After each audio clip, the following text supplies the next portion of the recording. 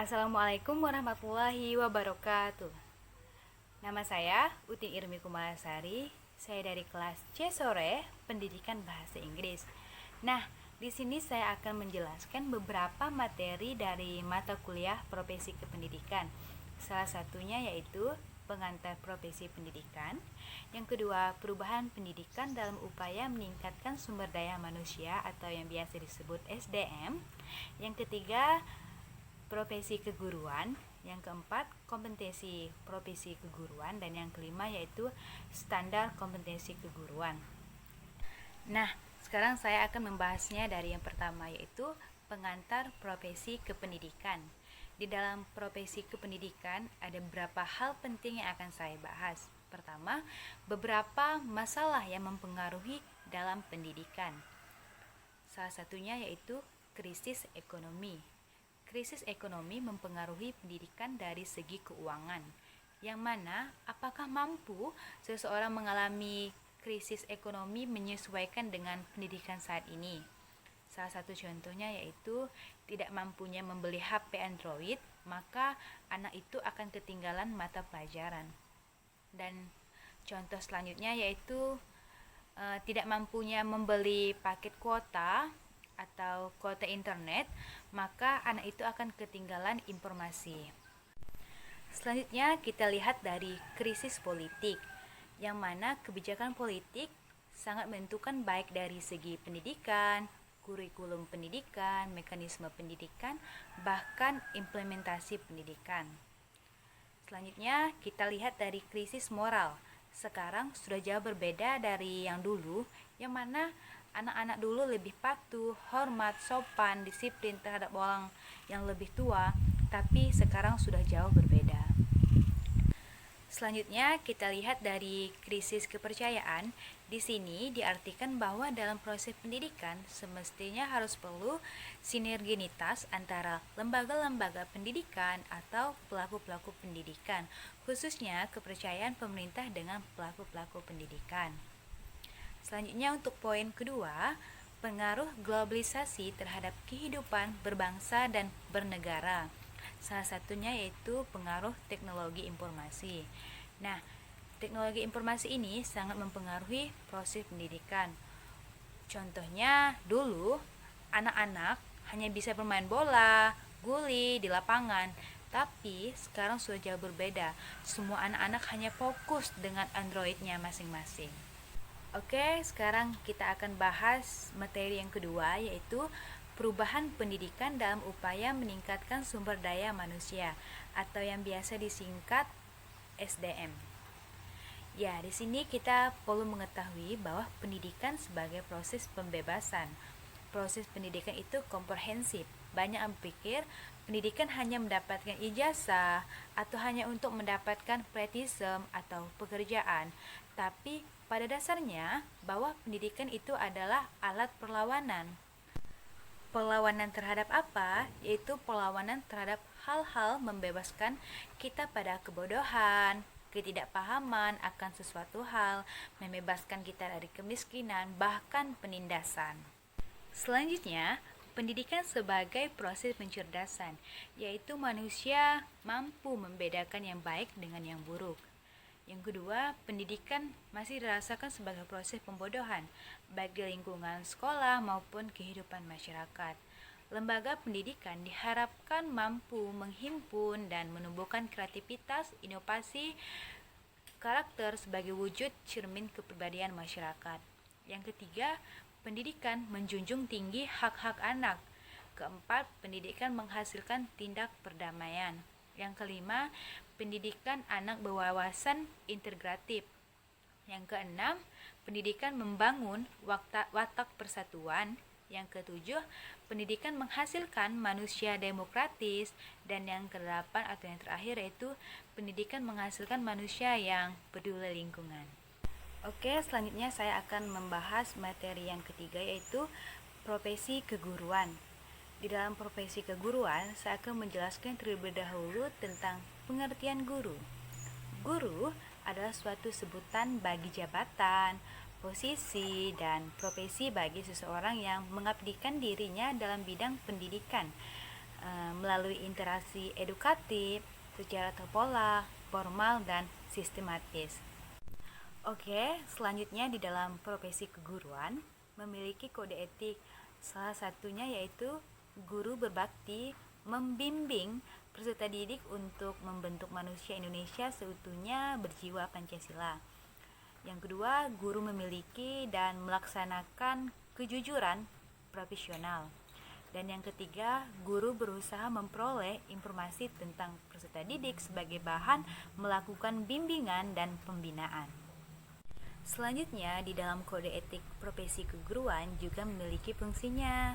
Apakah fungsinya? Yang pertama yaitu memberikan pedoman bagi setiap anggota profesi tentang prinsip personalitas yang digariskan. Yang kedua, sebagai sarana kontrol sosial bagi masyarakat atas profesi yang bersangkutan. Dan yang ketiga, mencegah campur tangan pihak di luar organisasi profesi tentang hubungan etika dalam keanggotaan profesi. Selanjutnya, di dalam profesi keguruan juga memiliki tujuannya. Apakah tujuannya? Yaitu untuk meningkatkan mutu guru agar guru lebih profesional dalam pelaksanaan tugas pada bidang pengembangan profesional. Salah satunya yaitu melakukan kegiatan karya tulis, karya ilmiah di bidang pendidikan, membuat alat pelajaran, alat peraga, alat bimbingan, menciptakan karya seni, menemukan teknologi tepat guna di bidang pendidikan, serta mengikuti kegiatan pengembangan kurikulum. Selanjutnya, pada materi yang keempat, saya akan menjelaskan tentang kompetensi profesi keguruan. Di dalam kompetensi profesi keguruan dibagi menjadi 4. Yang pertama yaitu kompetensi pedagogik, kepribadian, profesional, dan sosial. Baik, saya akan menjelaskan satu persatu yaitu dari kompetensi pedagogik. Kompetensi pedagogik yaitu kemampuan yang harus dimiliki guru berkenaan dengan karakteristik siswa, dilihat dari berbagai aspek seperti moral, emosional, dan intelektual.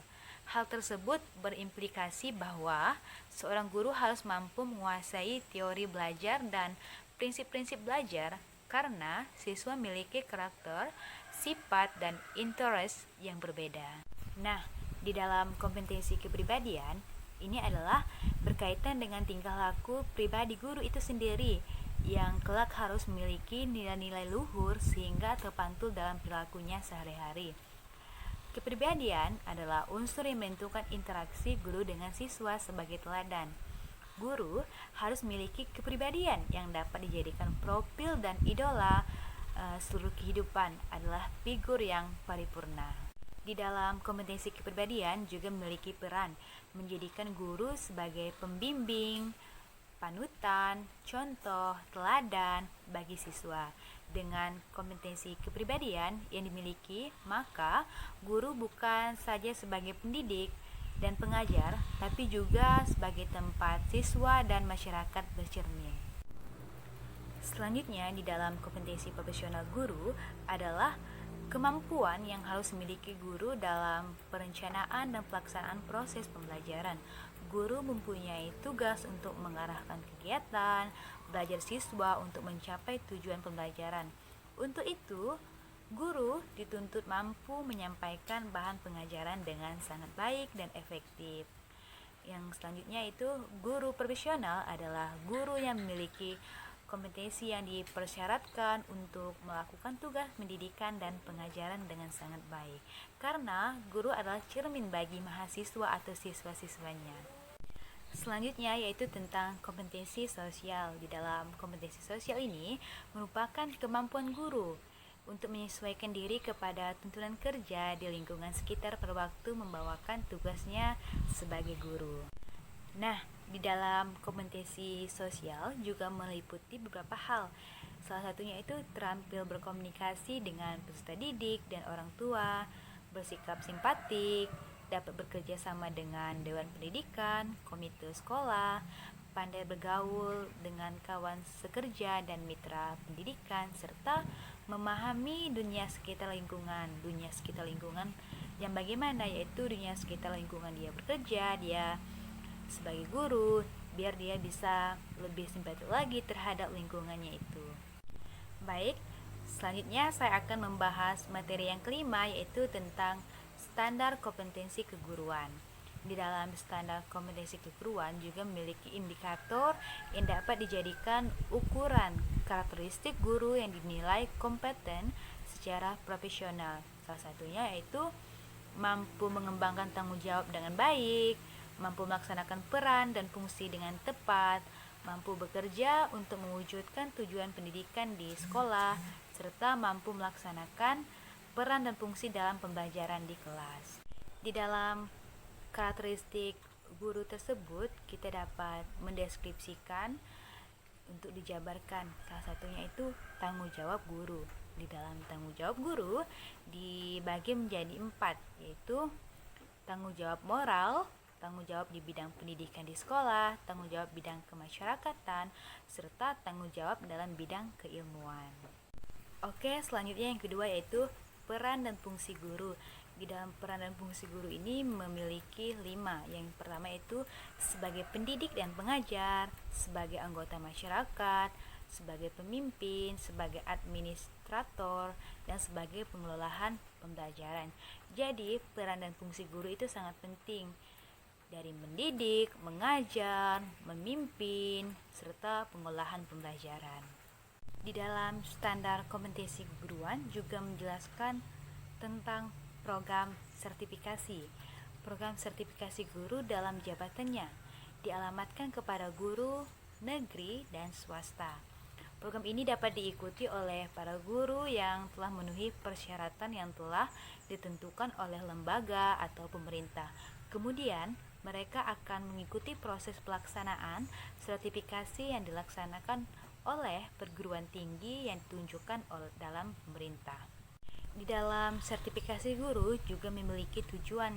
Apakah tujuannya? Yaitu melindungi profesi pendidik dan tenaga kependidikan, melindungi masyarakat dari pihak praktik-praktik yang tidak kompeten sehingga merusak citra pendidik dan tenaga kependidikan, membantu dan melindungi lembaga penyelenggaraan pendidikan dengan menyediakan rambu-rambu dan instrumen yang melakukan seleksi terhadap pelamar yang kompeten, serta membangun citra masyarakat terhadap profesi pendidikan dan tenaga kependidikan, dan memberikan solusi dalam rangka meningkatkan mutu pendidik dan tenaga kependidikan.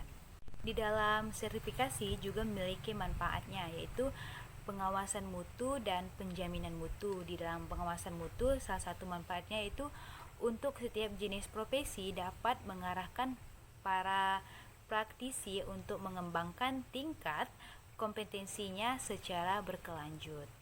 Sedangkan dalam penjaminan mutu, adanya proses pengembangan profesionalisme dan evaluasi terhadap kinerja praktisi akan menimbulkan persepsi masyarakat dan pemerintah menjadi lebih baik terhadap organisasi profesi berserta anggotanya.